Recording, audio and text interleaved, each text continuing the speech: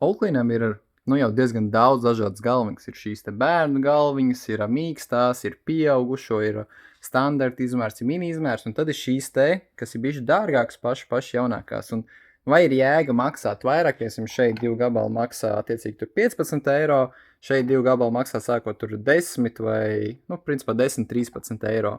Jā, šīs te jaunākās galviņas, kurām visi ir ar to silikonu sāniem pārklājums, viņš tiešām ir efektīvāks, jo tas silikons palīdz vairāk izliekties zoba formā, un līdz ar to tie sāni, ka ir no silikona, arī palīdz tai zoba irstei veikt lielāku šo sariņu amplitūdu no viena gala uz otru galu, un viņas patiesi notīra zobus arī pēc sajūtām labāk nekā šīs te iepriekšējās. Arī iepriekšējās ir ok, bet šīs te jā, tas sanāk diezgan dārgāk, ja salīdzinām šīm te, bet tas vienalga ir lētāk pa 2 galviņām nekā no citu ražotāju, populārāko ražotāju mājas galviņām.